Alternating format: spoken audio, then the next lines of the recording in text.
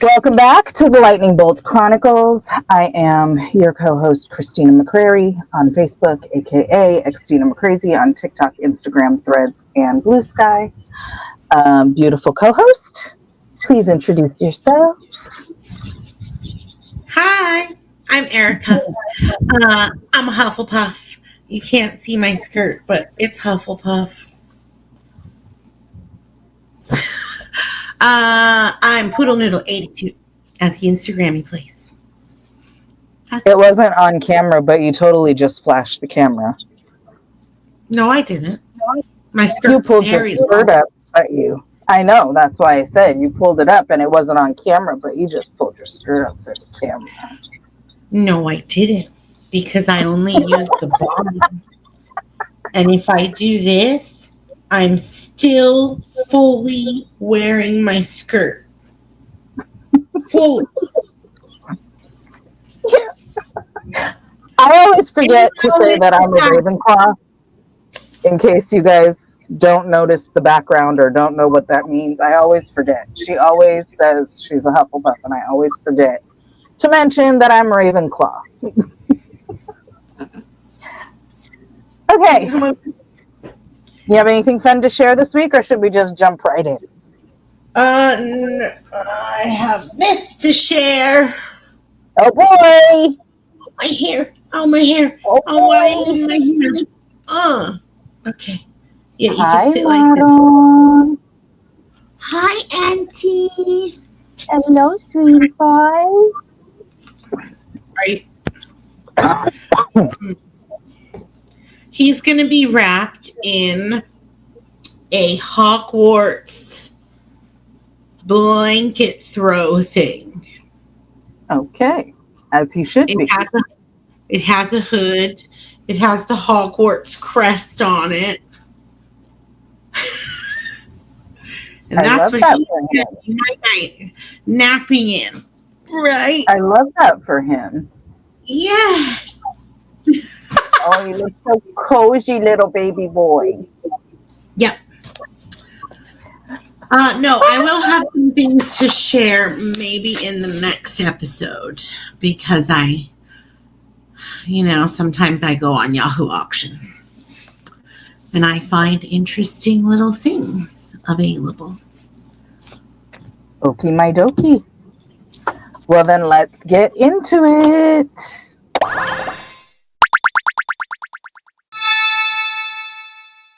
All right. We are in Chapter 8 of Book 2. Chapter 8 of Book 2 in the book is called The Death Day Party. That's not what we're going to call it. We're calling it Enemies of the Air. Beware. Yeah. I absolutely love this chapter. I feel like this is one of the chapters that kind of brings that je ne sais quoi, that essence of the book, the parts that obviously the movie, watching the movies, it kind of lacks that. But do you want to share who our new characters are? I will. So in this chapter, we meet Sir Patrick Delaney Podmore and the Headless Hunt. Mm-hmm. We also meet Moaning Myrtle. Mm-hmm. And then there are mentions, and I think we may kind of in passing meet some of various ghosts. Mm-hmm. The Wailing Widow, Madam Z Nettles of Topsham, and Warlock DJ Prod of Didsbury. Yeah. Yeah, Madam Z Nettles and Warlock DJ Prod are mentions. But yeah, the others we do get to see. I think the Wailing Widow might be a mention as well, though. The others, the ones that we do get to meet more, I wouldn't say in depth, but in passing, are several ghosts. Yeah. And then Sir Podmore and Moaning Myrtle. Yeah. Those have a chunkier bit. All right. Well, we left off with Harry being like, didn't Lockmore, hello, let's start over. Didn't Lockhart hear the voice that Harry heard? Like, he was in detention, he heard a voice. Lockhart was like, dude, I don't know what you're talking about. Nobody, it was only Harry in Harry's head or something. He doesn't know. That's where we left off. And now it's October. It's the beginning of October, and it is cold. And because there is a damp chill in the grounds, people are getting sick. There are these waves that go. As a teacher, I know that sometimes you just have to keep kids' faces away from you during the cold seasons. So there's a cold going around, and potentially also a flu going around. And the lovely nurse, Madame Pomfrey, has developed a pepper up potion. I love the sound of that. A pepper up potion. Like, I want to drink it just when I'm feeling like a little blue, because I feel like it will just, pep you up. Yeah. So she's giving it to all the kids. And then Percy, being, I wrote in my notes, big bro purse. That was just like what came. Bullied Ginny into drinking some because she had been kind of looking a little off, a little lethargic, shall we say, a little pale. And then Hagrid, his pumpkins, if we recall, Hagrid was growing pumpkins and he was helping them grow. And now, apparently, they're the size of garden sheds, which that's like the size of a car, right? Like a little bit smaller than a car. That's insane. Debatable, because it's taller than like a sedan, but it's pretty much as long and as wide as a car. Yeah, I think it depends on the size of the shed you bought. Yeah. Or built. But yeah, that's insane. That's pretty cool though. I wonder what you could carve with that. Ooh, do they do carving contests in the wizarding world?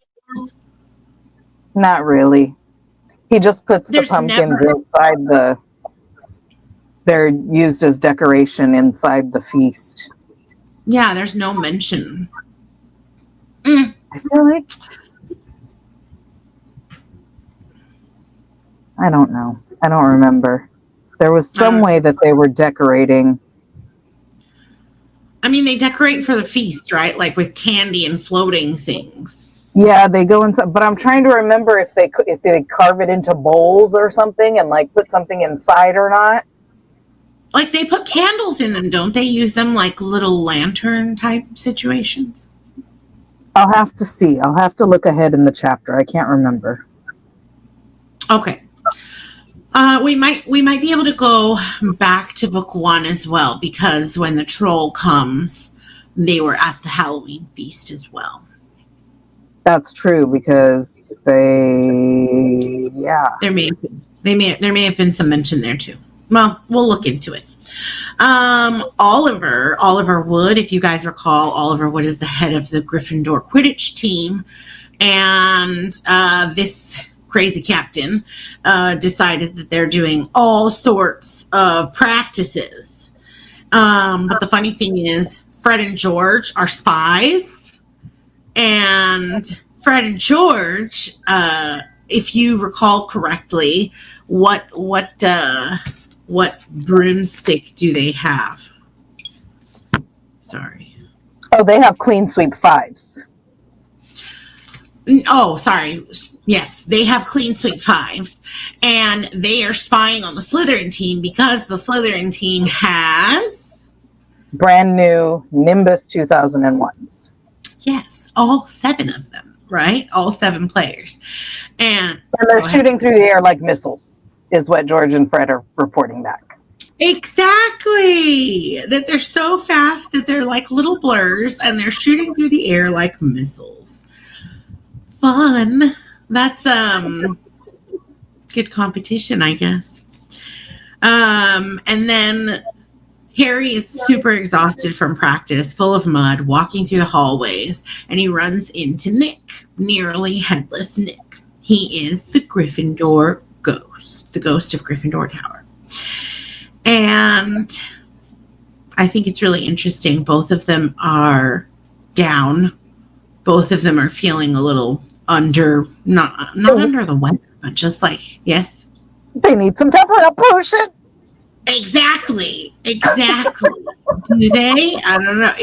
Can it help for this, or is it just for a cold and flu?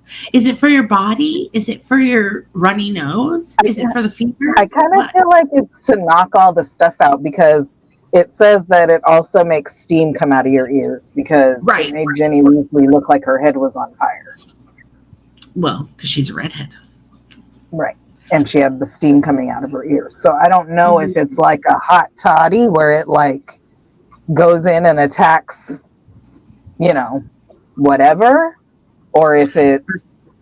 For those of you who are 21 and up, or of drinking age, wherever you're watching, a hot toddy will do the trick when you're feeling under the weather. Oh, and what if you make it with peppermint tea? Is that a pepper up potion? Why not? Yes, I love peppermint flavor. For the next Harry Potter party, pepper up potion.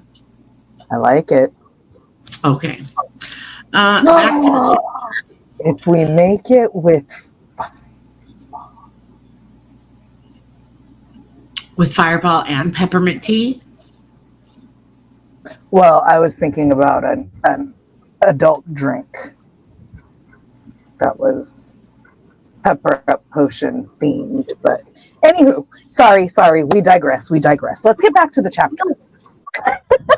I know, like, that's why a peppermint tea with Fireball. Oh. Because the hot toddy's made with a hot toddy does have alcohol in it, duh.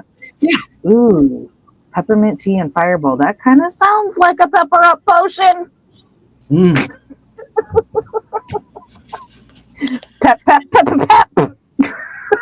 Now clear sinuses. Yeah, well. So Harry very kindly asks, I really like seeing all of these things about Harry, how he's so empathetic.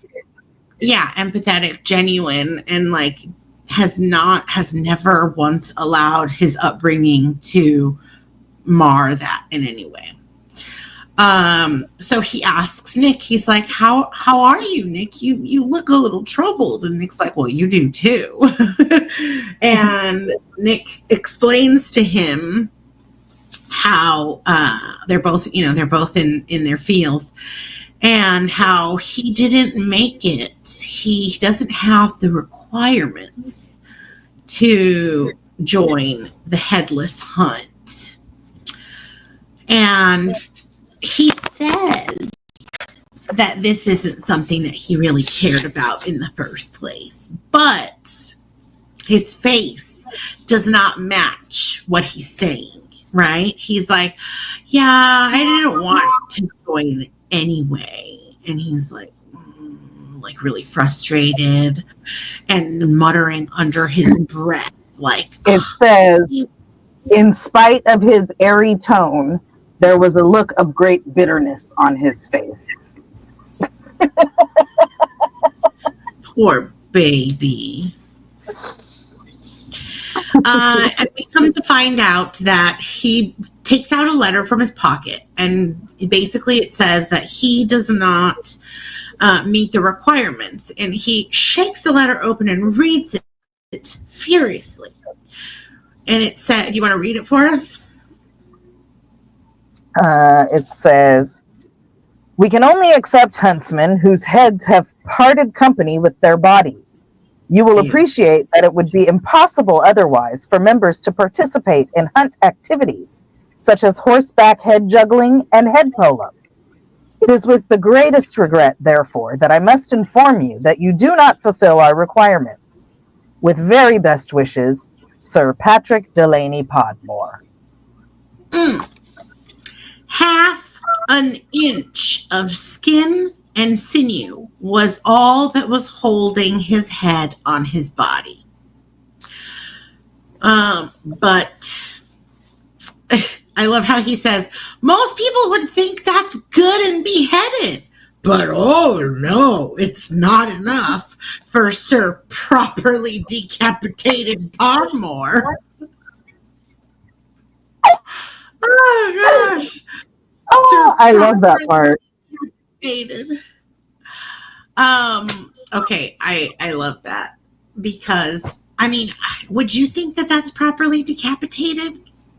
I mean, I guess as a ghost, you can't snap the rest of the half-inch off. I don't know.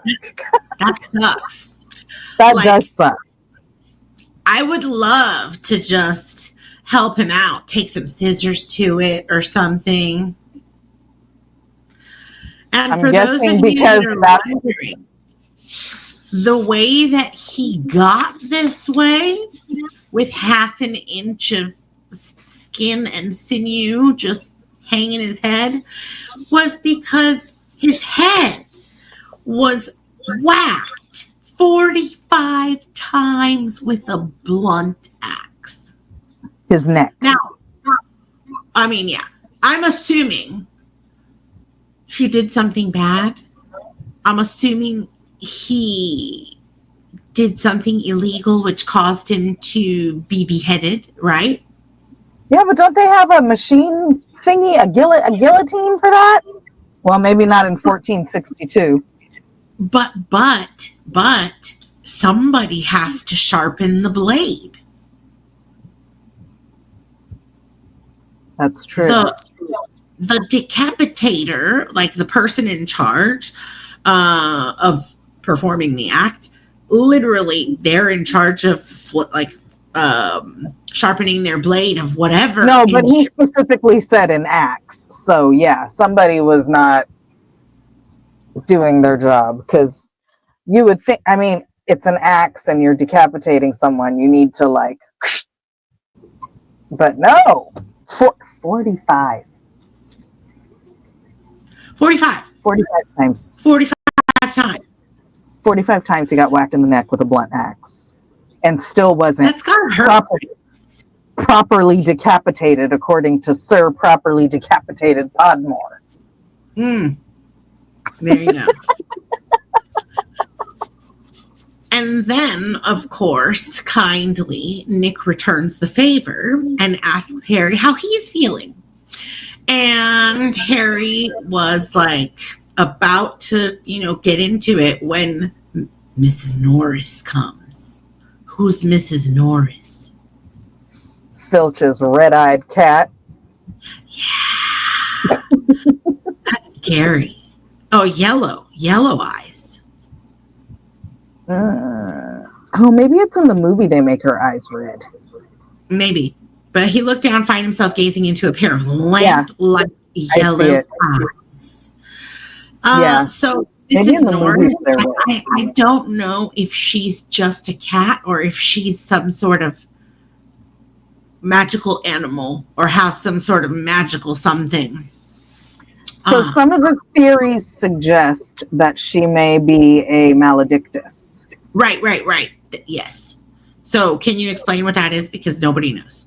So in the Fantastic Beasts movie series, we find out that Nagini is a maledictus. And what that means is that a female wizard has some kind of curse put on them where they turn into an animal. And over time, they'll get to the point where they'll just stay that animal and won't be able to turn back. So Nagini was a snake. And some people, in theory, later on, think that perhaps Mrs. Norris was also a maledictus and was originally a woman who then was cursed and became a cat. Because it's weird how Filch and Mrs. Norris communicate. And even more so when we get further into this chapter and you learn some things about Filch. Exactly. Okay, so Nick is trying to warn Harry. He's like, dude, you gotta go because Filch got the flu and he is just not having it right now with people. And so he tries to get away. Because remember, they were playing outside in the rain. They were practicing in the rain, so Harry's dripping mud everywhere. Right. And so he's trying to get away, but it almost seems like Mrs. Norris has this, I don't know, special power that keeps him kind of rooted in the spot. And then here comes Filch, and he's coming out from behind a tapestry because, mind you, Filch has been working at this school for a very long time, and he knows things. There's secret passages. Which is very cool. Okay, so he catches Harry and he's like, yeah, you're done for now. Come with me. And they go to Filch's office. Harry's never been in there. Of course, why would he? Students would like to avoid Filch's office at all costs. It's a dingy, like, dungeon windowless room with just a lamp. And I love the fact that Harry gets a chance to see the records, kind of like, well, just glance at from afar, the punishments, right? Like all the punishments that he's laid out. Wait. Just noticing and having a visceral reaction to the fact that it says a faint smell of fried fish lingered about the place. Yes. Ew. Filch's office is dank and windowless and smells like fish. How do you air it out? I don't know, but ew. Like, well, maybe magic if it wasn't Filch. I mean, can you drill a hole in the wall to kind of... Magic. Does that work for air? I mean, I don't see why you couldn't, like, circulate the air or something. Cause a tornado inside your room? Something. Just ew. Yeah. Sorry, ew. Go ahead. So, Harry gets a chance to see, like, the cabinets of all the punishments, and he notices that Fred and George have a drawer all to themselves, just them. One whole drawer is dedicated to Fred and George punishments. Does not surprise me, but I'd be interested to know how much space Lee Jordan takes up, because a lot of times he's the third one in on their shenanigans. Yeah.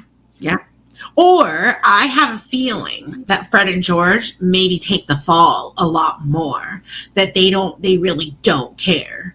And they're like, you can get away and we'll take the fall. Maybe. Because they're very good about going to the line, but not really stepping over it most of the time. They frustrate their mother, but don't really, like, she doesn't get enraged. Like, she knows who her kids are. And most of the time, it's a smack them upside the back of their head sort of thing. I have a feeling that they tiptoe a whole lot more and, like, maybe even cross that line a whole lot more when they're in school. Oh, yeah, probably. Because they respect their mom. Like, as crazy as they are, like, they're good kids of sound upbringing, and they respect their mom. Yeah, but they can end up in detention without anybody writing home. Like, that's why I said, even there, they know where the line is. They're over there, and they're acting up, and they're doing stuff they're not supposed to be doing, but not necessarily things that warrant a letter being written home. So there's probably things they're doing that Molly doesn't know about. Yeah. They're doing detentions and writing essays and things. Yeah. I know. Boys. These boys. So while Harry is looking around, Filch is furiously writing out his little punishment. And he's like, okay, name, Harry Potter, crime. Harry's like, it was just a little mud. And he's like, okay, but for me, that's like an hour of cleaning. So, which that's kind of weird, but okay. Remember, you can use your wand and clean stuff in a snap, right? Right? Anyway, then as he's writing this paper, he hears a bang outside. And he's like, wait. What was his crime? Oh, befouling the castle. Befouling. It's just so dramatic. You don't hear that every day. Like, okay, so tracking in mud is befouling the castle. Oh, I wonder so dramatic. I wonder what the crimes were for Fred and George, like what he calls those crimes. Oh, there is no telling. They've done everything, I'm sure. So he hears a bang outside, and he automatically assumes that it's the poltergeist Peeves. And so he runs out, and he's, basically leaves Harry in the office. And so Harry is just like, okay, well, I guess I should just wait here, make myself comfortable in this moth-eaten chair next to the desk. Yum, yum. That's probably where part of the smell comes from. And while he's sitting there, his eyes kind of glance over the stuff on the desk, and he sees something called Quick Spell.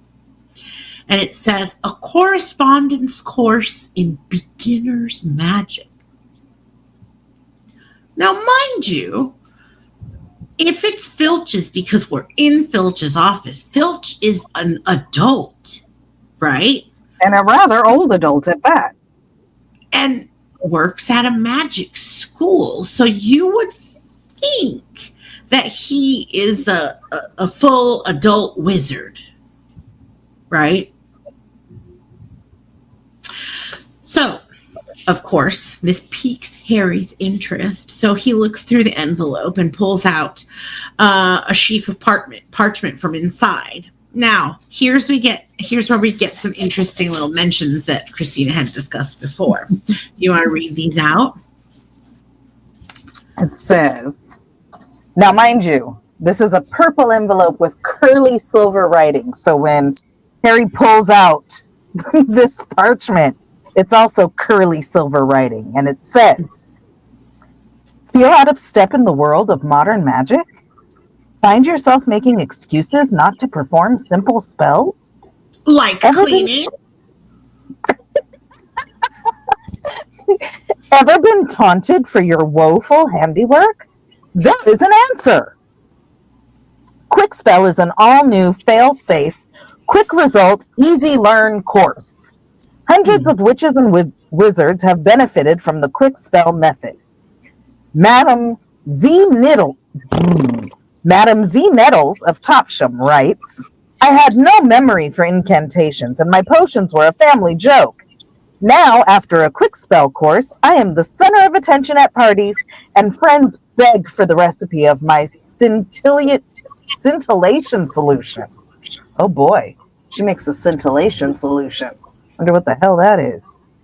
And Warlock DJ Prod of Didsbury says, my wife used to sneer at my feeble charms, but 1 month into your fabulous Quick Spell course, and I succeeded in turning her into a yak. Thank you, Quick Spell. Is she still a yak? Did he just leave her as a yak? I don't know, but he The important thing is he was able to do it successfully because of quick spell. Congratulations.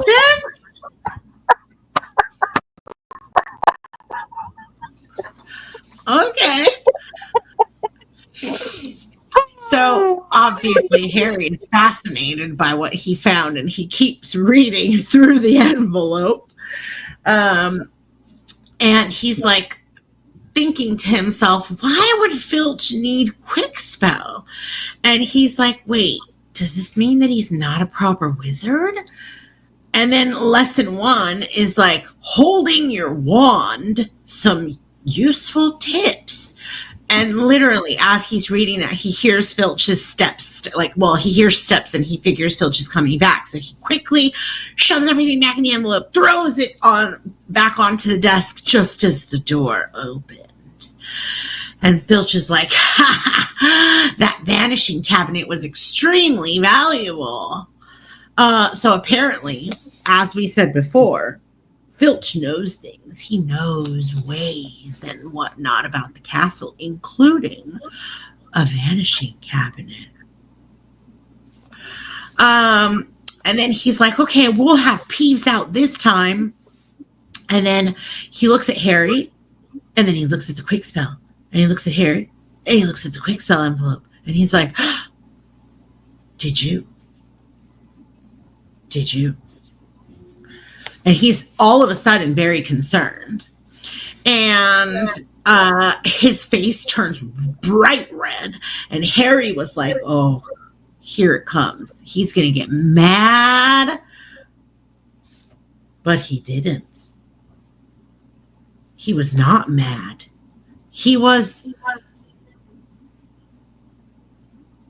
I think he was a combination.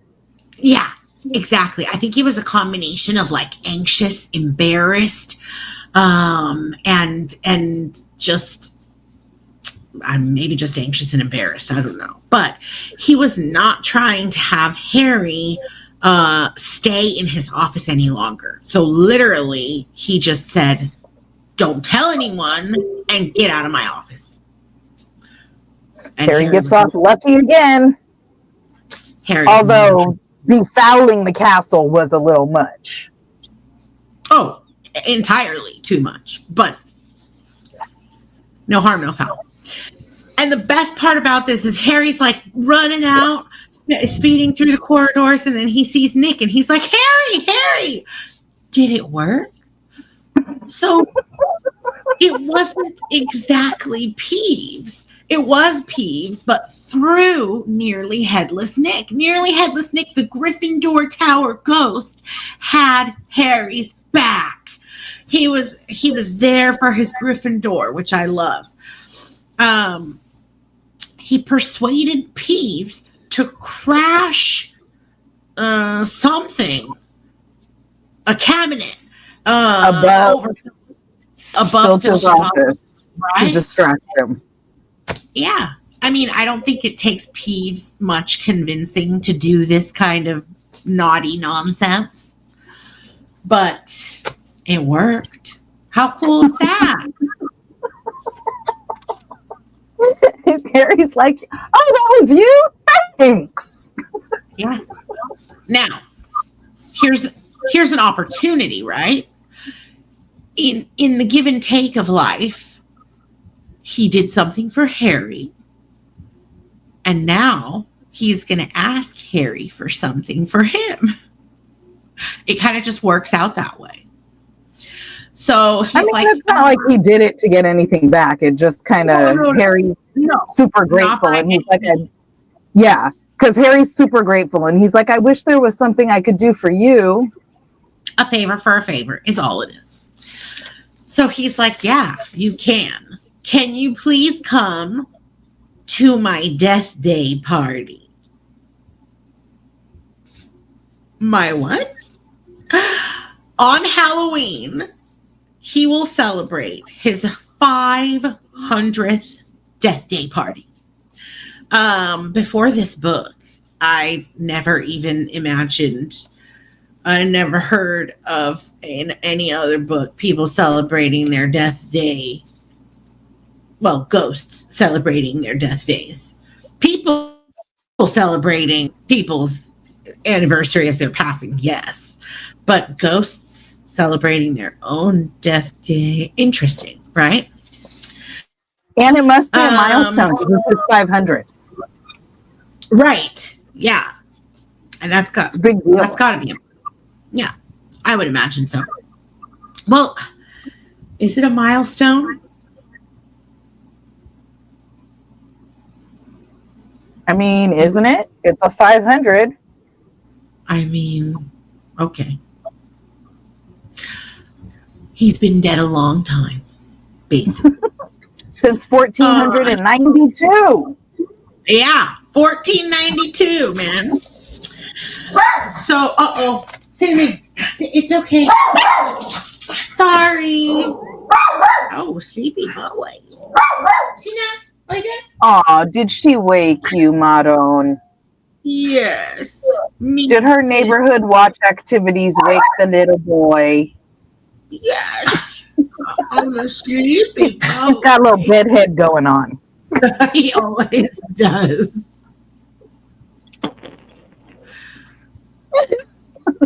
It's Dobby. Little cutie patootie. Okay, you can go back to sleep. So, do you want to go back to sleep or do you want to get down?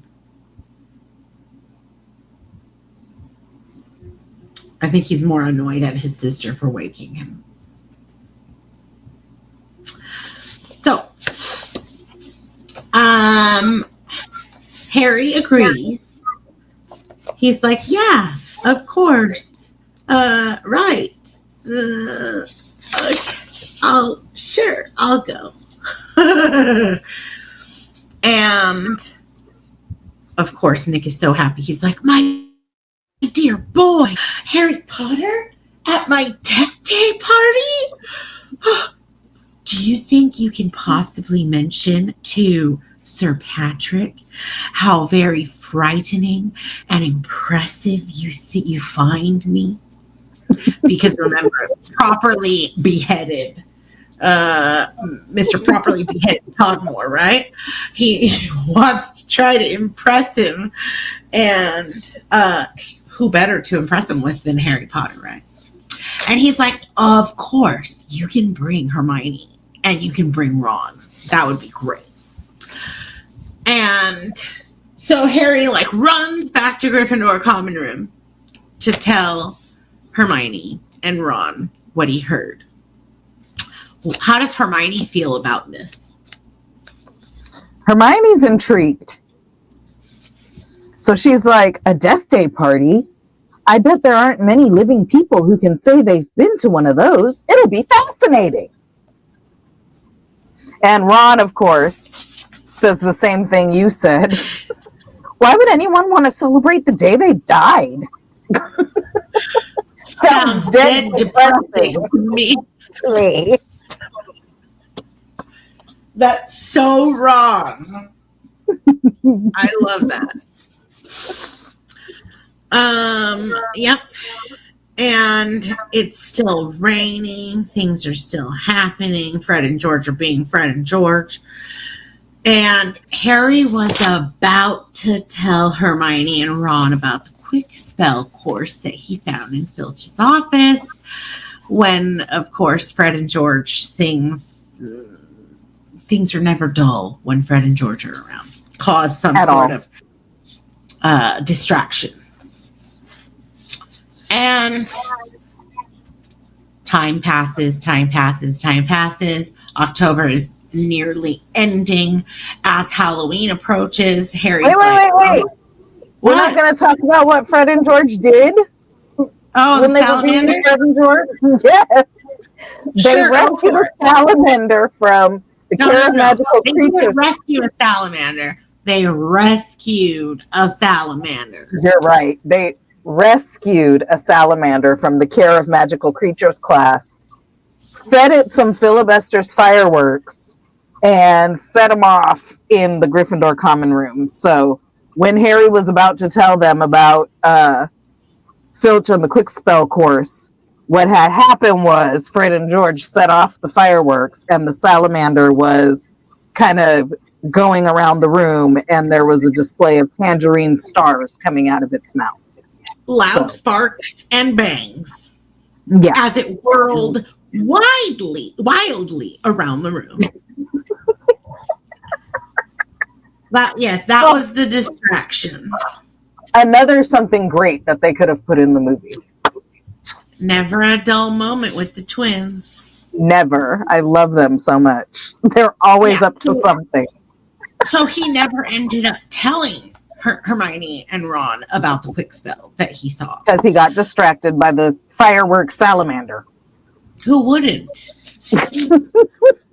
And then so Halloween is approaching, and obviously Harry is, shall we say, regretting that he promised nearly Headless Nick that he would attend his death day party, because he's like, oh, look at the Great Hall and how cool it looks and how they're decorating it all awesome.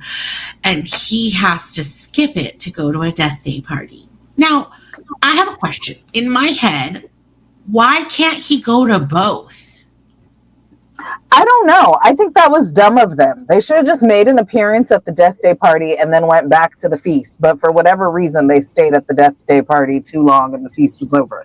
But this is where it tells you what happened with Hagrid's pumpkin. It says Hagrid's vast pumpkins had been carved into lanterns large enough for 3 men to sit in. So yeah, they had carved them into lanterns. I guess they're lighting up the Great Hall for festive lighting. Do they work? I mean, like you said, they probably put giant candles in them. Right. But if it's a giant pumpkin and like pumpkin rind is really like thick, right? Everything is really, really thick about it. Unless you carve it. Yeah, it says that it said that they were carved into lanterns. Okay, so like they got the little windows situation going. Yeah, it says they were carved into lanterns, but that the lanterns were large enough to fit 3 men inside. All right. So I'm guessing they carved it into lanterns, put giant candles in there or some kind of light, because magic, and that's the festive Halloween lighting for the Great Hall. I love that. And then, of course, Hermione being Hermione, she says, "Promise is a promise." Exactly like that, right? Like, that's what I would imagine Ron to hear in his head. A promise is a promise. Or how Ron would talk about her later when it's just him and Harry. A promise is a promise. Did you hear her? Oh. You said you'd go to the death day party. So at 7:00, and I love the fact that he didn't actually say that Ron and Hermione were gonna go, right? Like, it could have just been him, and Ron and Hermione could have just gone. Well, Hermione was super interested, so of course she was gonna go.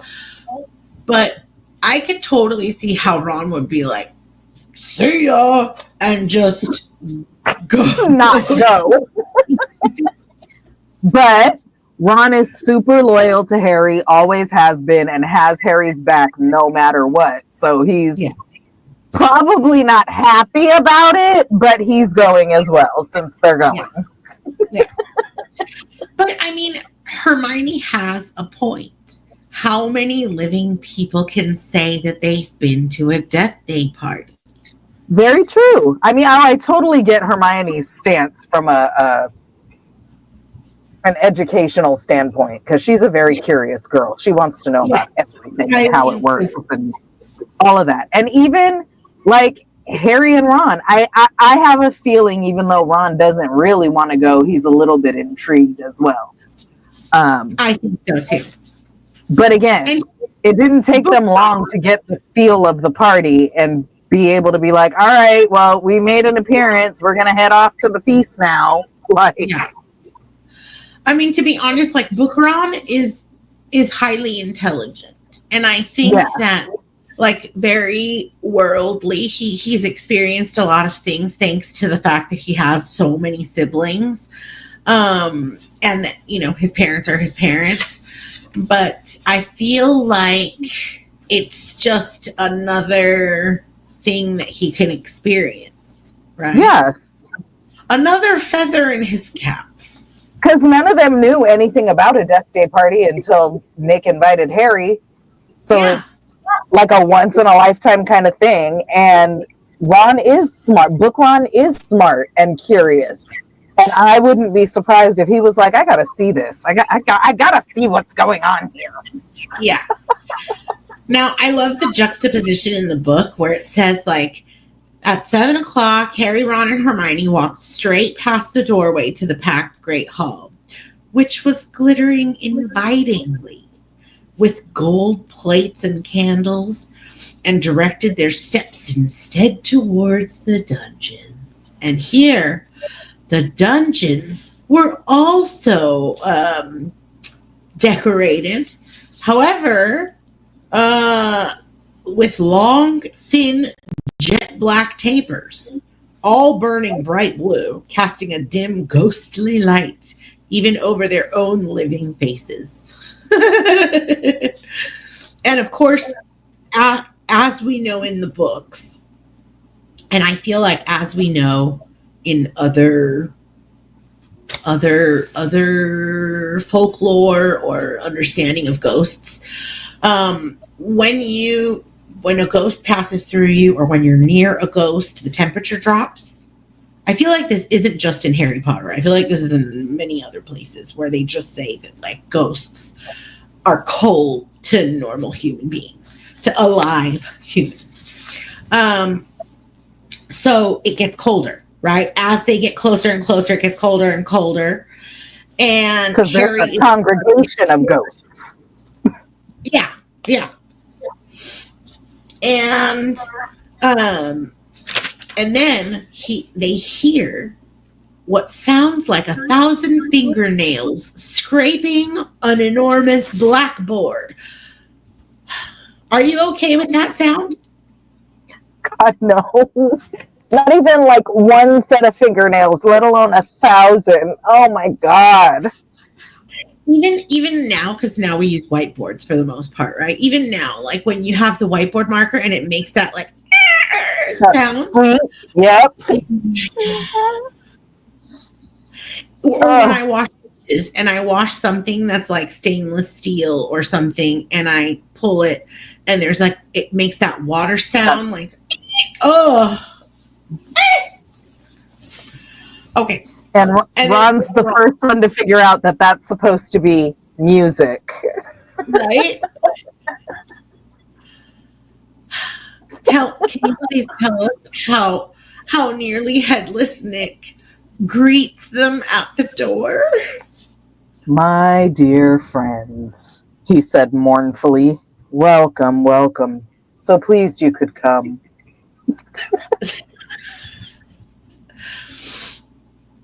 And then he bowed at them. He took off his hat and bowed at them and let them in. Yeah. So, like, here's something that humans who are alive, are not very privy to, right? This is the part that Hermione was like, dude, we're going to get to see something that is so unique, right? Such a rare experience. The dungeon was full of hundreds of pearly white translucent people, mostly drifting around a crowded dance floor. Do you think that means, oh yes, waltzing to the dreadful quivering sound of 30 musical saws? That was the orchestra. 30 musical saws. I could see why it sounded like nails on a chalkboard. Mm-hmm. And they said that it felt like stepping into a freezer. Nah. And So Ron's like, careful, don't walk through anyone, as they decide they're going to move around the room and take it in. And then Hermione sees someone. Well, as they walk through, they see a lot of people. They see the Fat Friar, which is the Hufflepuff ghost. They see the Bloody Baron, who is the Slytherin ghost. All different kinds of. The Fat Friar was talking to a knight. This knight happened to have an arrow sticking out of his forehead. How nice is that? Oh, that's a good costume for a Harry Potter party. The ghost with the arrow sticking out of its forehead? Yeah, just get like a knight costume and glue an arrow to your forehead. And there was also a group of gloomy nuns. How do you make yourself gloomy? Oh, sorry. It moved you. I mean, you would behave gloomily. They're just a bunch of nuns, but they're not peppy nuns. They're gloomy nuns. Okay. Can you make your makeup a little bit bluish tint? Probably. Oh. You'd have to be a ghost nun and then just be all gloomy from there. Yeah. All right. So then we have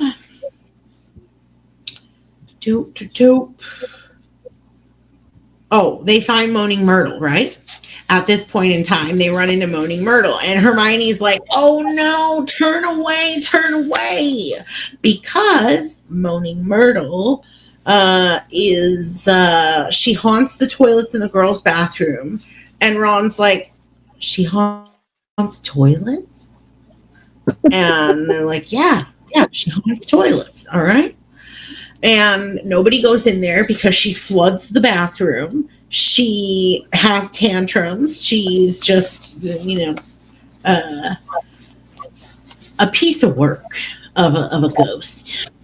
It's awful trying to have a pee with her wailing at you.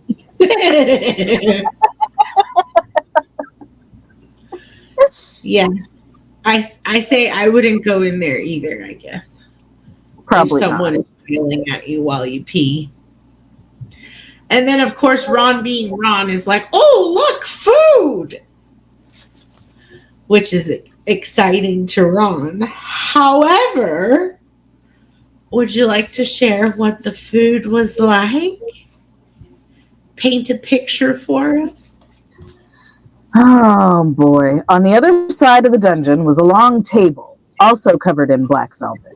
They approached it eagerly, but next moment had stopped in their tracks, horrified. The smell was quite disgusting. Large rotten fish were laid on handsome silver platters. Cakes burned charcoal black were heaped on salvers. There was a great maggoty haggis, a slab of cheese covered in furry green mold, and in pride of place, an enormous gray cake in the shape of a tombstone, with tar-like icing forming the words, Sir Nicholas de Mimsy Porpington, died 31st October, 1492. And now at this point in time, Harry watches as a ghost, mind you, a ghost is a ghost, translucent, can walk through things, right? Opens his mouth wide, like, just and walks through some food, some stinking salmon. Walks through the food with his mouth open. And then Harry's like, can you taste it? Can you taste it if you walk through it? And the ghost sadly says, almost. So what's the point? I mean, okay, it's a celebration, blah, blah, blah. But like, they can't even taste. That's just a waste of food. Right? That's just a waste of food. I mean, because whoever thought they would read the term maggoty haggis? Or how about so they encounter Peeves, and Peeves offers them peanuts covered in fungus. Yum. Nibbles? Would you like some? And then Peeves being Peeves. Yeah.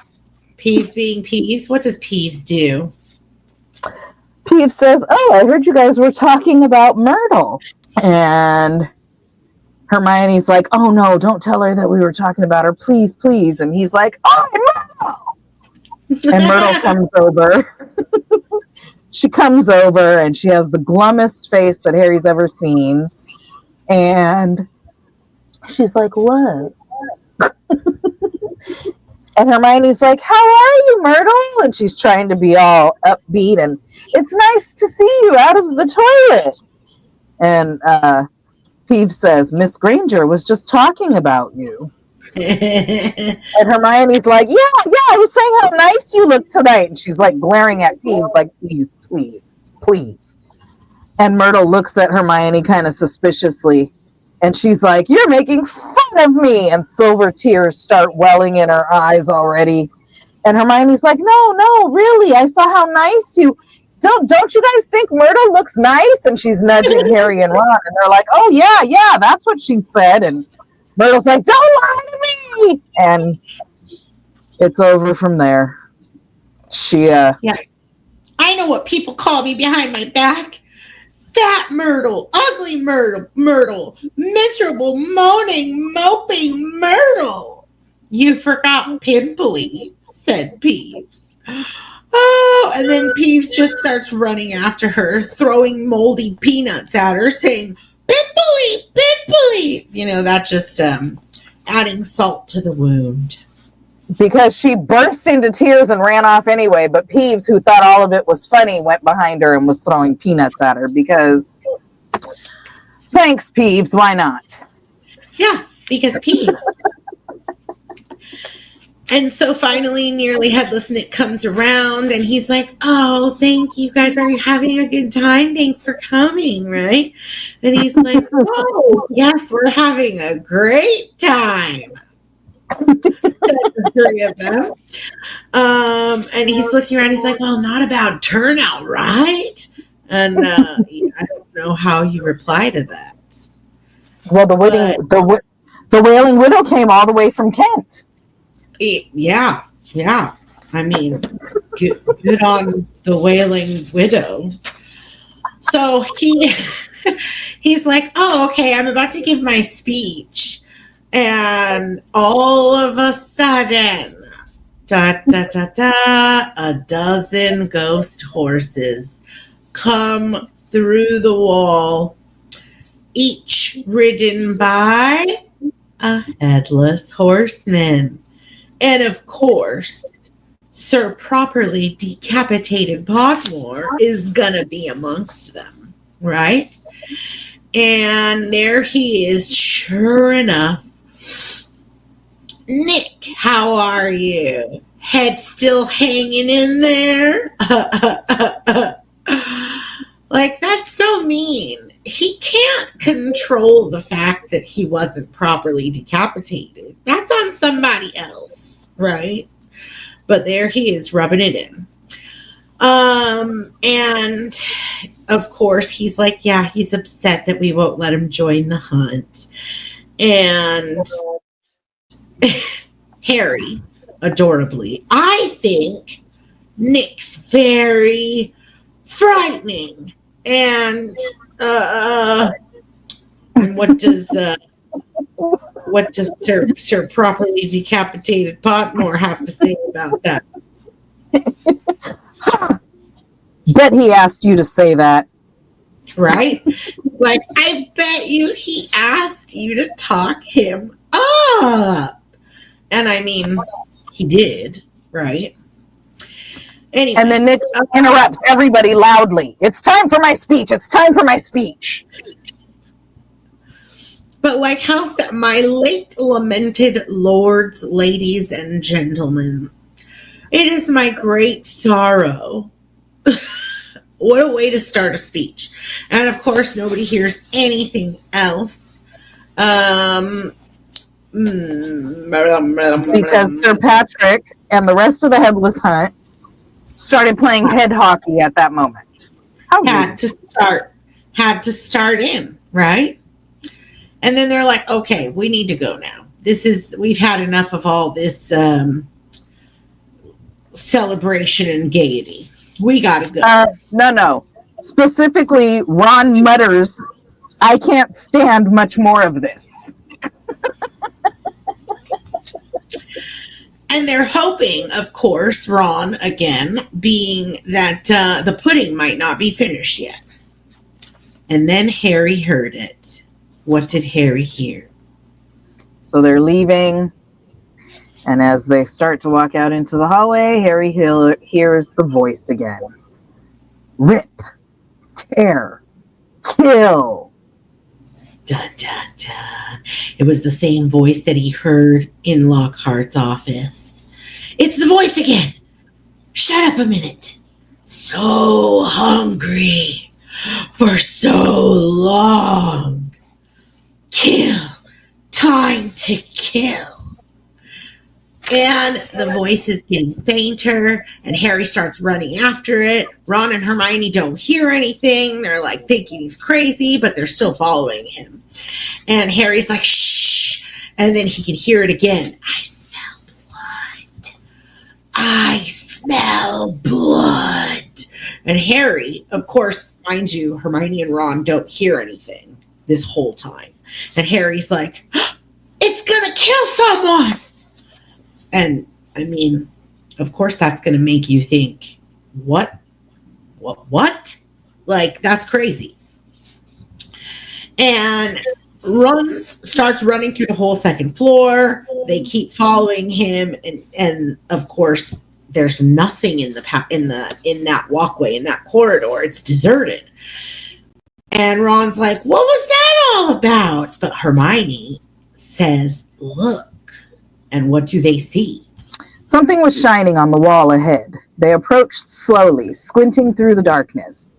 Foot-high words had been daubed on the wall between two windows, shimmering in the light cast by the flaming torches. The Chamber of Secrets has been opened. Enemies of the air, beware. What's that thing hanging underneath? Said Ron in a slightly quiver in his voice. And they get closer.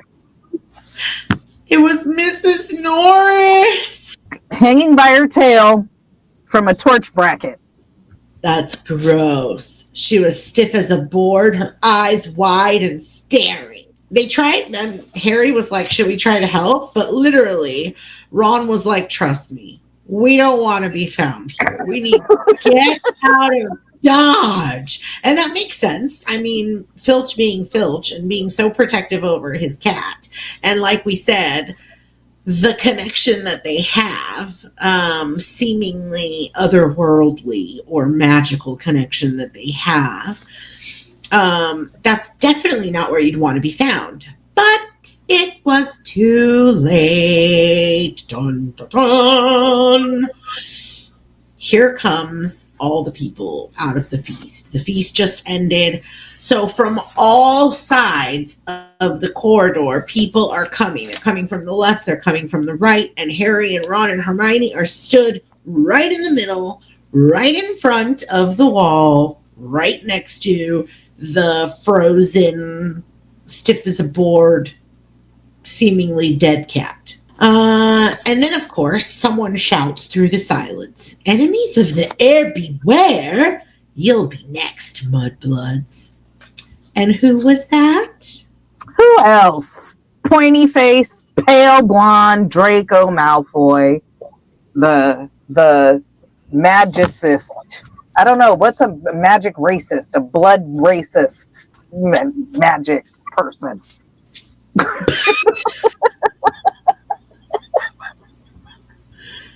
Yeah. You elitist. And of course he was grinning. Yeah, of course he was. And that's the end of the chapter. And that's it. That was, there was a lot. And now, book versus a movie?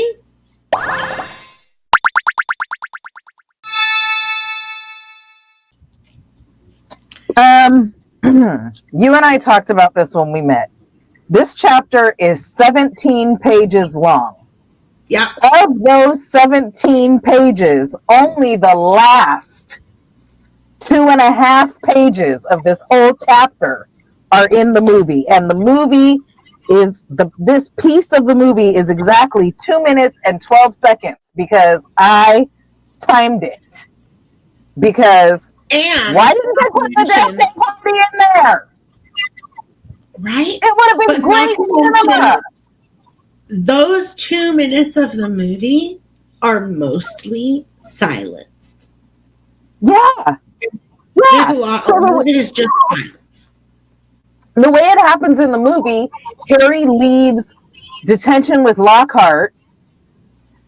He says, "You guys don't hear that?" And they run like to the end of the hallway and look down the next corner, and they actually don't even see it on the wall first. They see it in a reflection in the water on the floor. They see the lettering. Mm-hmm. And they find this, and then everybody comes out and sees them there, and Draco says, "Enemies of the 2 minutes, 12 seconds. That's it." The whole Death Day Party is not, there's no Headless hunt, there's no Death Day Party, there's no Filch's office, there's no quick tell information. Yeah, there's no Myrtle. In the movie, you haven't met Myrtle yet. There's no Peeves, obviously, because Peeves is not in the movies. Yeah. And literally, it's just as he's leaving detention, he's like, "You guys, I heard a voice. You don't hear it?" And they're running. They run like to the end of a hallway and turn, and then it's right there. And then they're like, "Oh my gosh, what's going on?"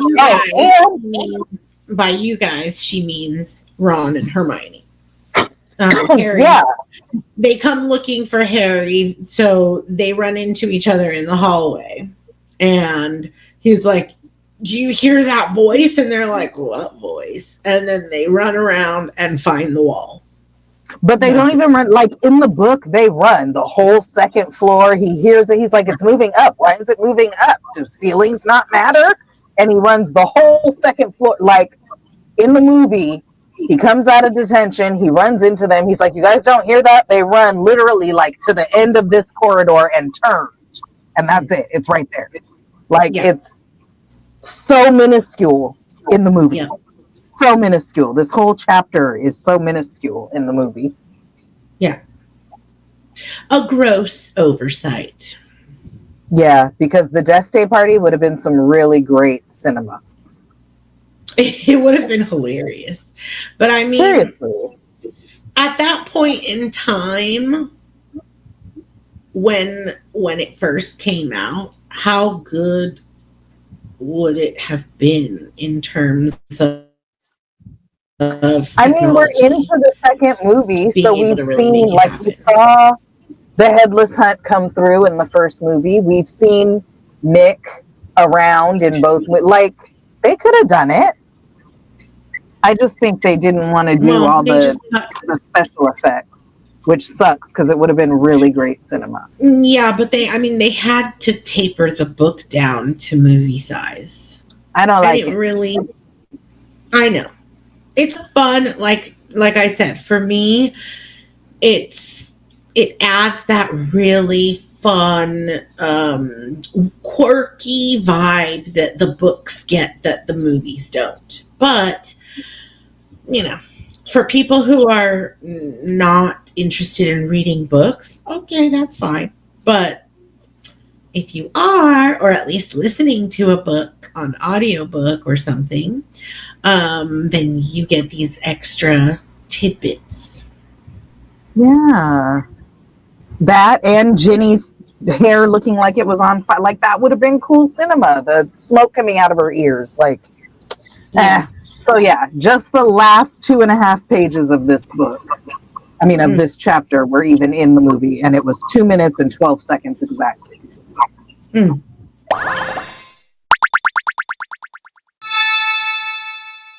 All right, Erica, Yeah. What are your takeaways from this chapter? It was really hard to like come up with something good to say. To be honest, I felt like this was a really interesting insight into Filch. For me, that was my biggest point there. That because we don't like we said, we don't get to see this in the movies, right? But to know this about Filch as a character in the books, it gives that little extra bit of Understanding. Of kind of just connecting with him on a deeper level and seeing where his frustrations could potentially be coming from, because he seems to hate kids at the magic school. He works at a magic school. But seems to hate the kids. For magic. How ironic. Now, mind you, this is not technically confirmed to us.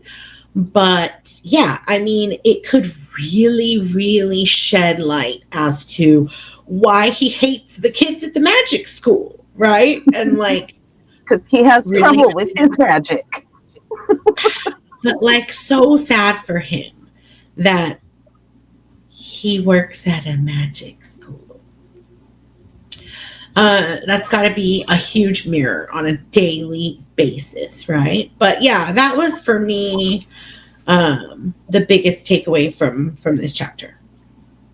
Okay. What about you? So what I wrote down was Podmore isn't nice and Harry is so nice. And so I had a full-on reaction at the way that Podmore behaved when he arrived at the party and the way he treated Nick. Mm-hmm. Yeah, like making fun of Nick from the moment he walked in and taking all of the attention to himself. And then literally when Nick goes to give his speech, he starts a game of head hockey. Come on. Yeah. Like, just, you're rude, dude. You're not a nice guy. And then it made me think about how, in contrast, and like you said, despite his upbringing, Harry is so empathetic and so nice and always thinking about other people's feelings and how, you know, for the most part, for a 12-year-old kid, how what he does is going to affect other people's feelings or whatever. And just how sweet he is and how caring and empathetic he is.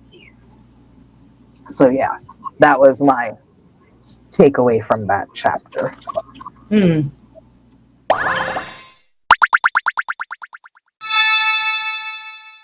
All right.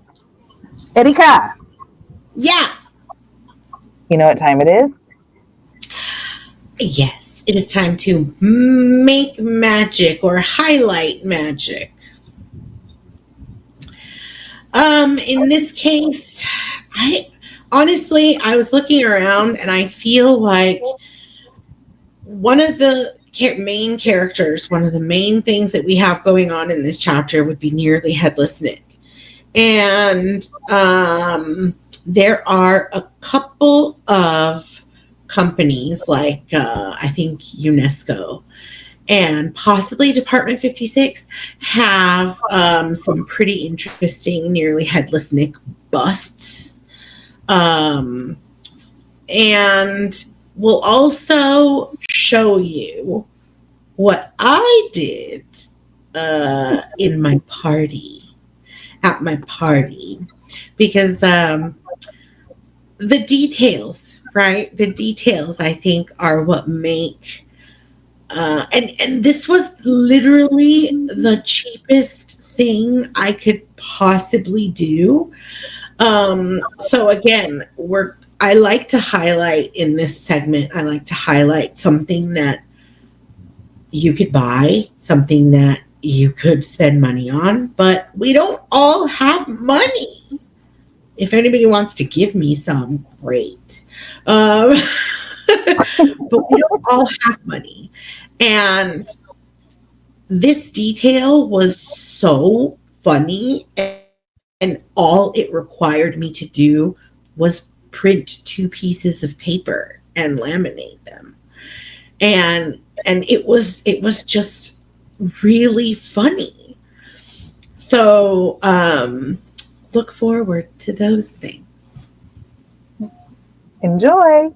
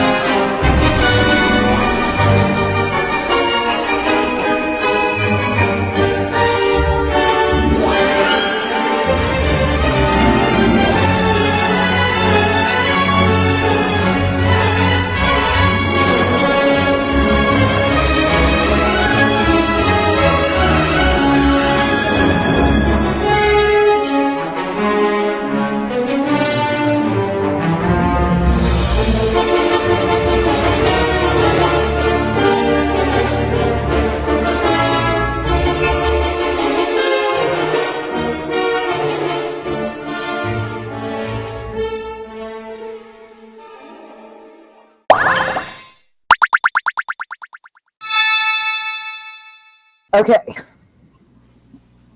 Time for the decision making. Okay. Hallows or Horcruxes? Would you rather attend the Halloween feast or attend a Death Day party?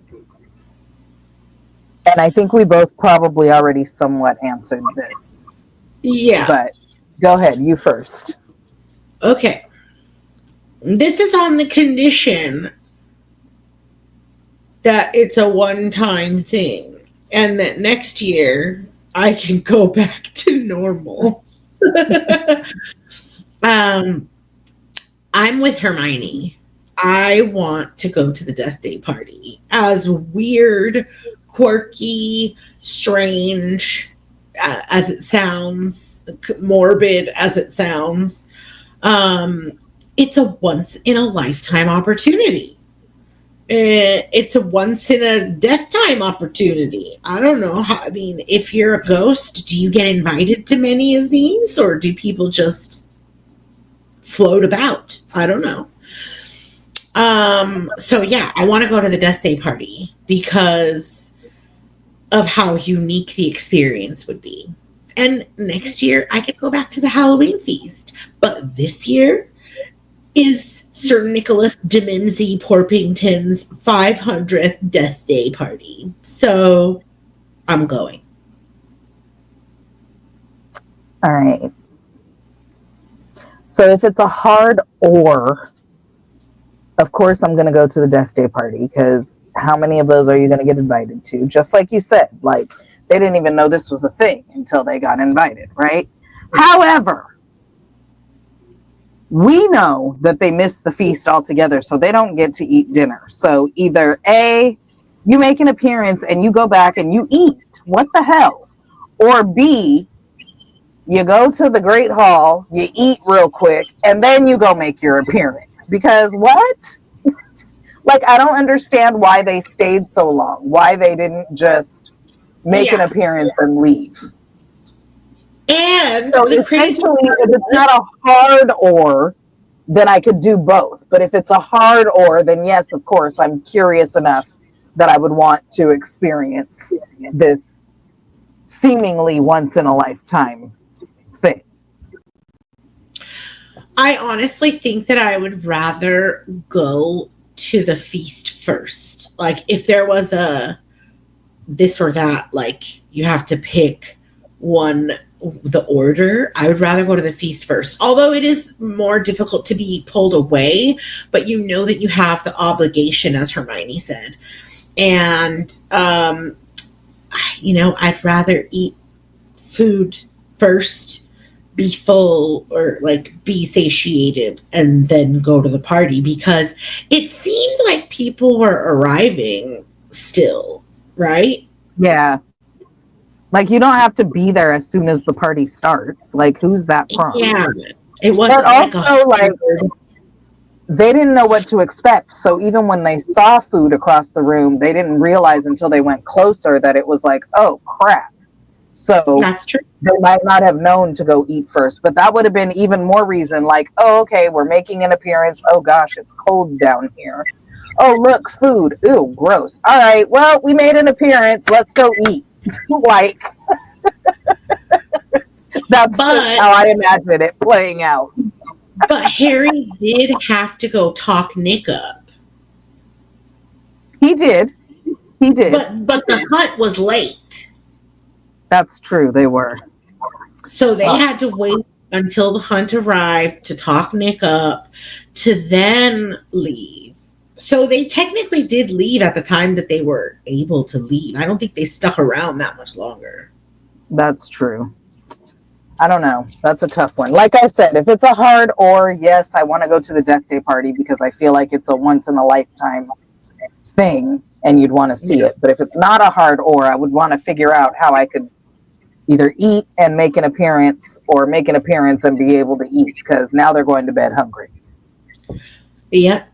All right, bestie. Tell the people where to find you. I'm Poodle Noodle 82 at the Instagrammy, please. And I, your Ravenclaw, because I'm going to remember this time, am Christina McCrary on Facebook, aka Xtina McCrazy on TikTok, Instagram, Threads, and Blue Sky. We are presented to you by Sarcarrogance Media Group, SMG or SMD. If you are returning, thank you for continuing to stick with us. If you're new here, I hope you come back and I hope you enjoyed. Otherwise, see you all in 2 weeks. Happy holidays. Happy holidays.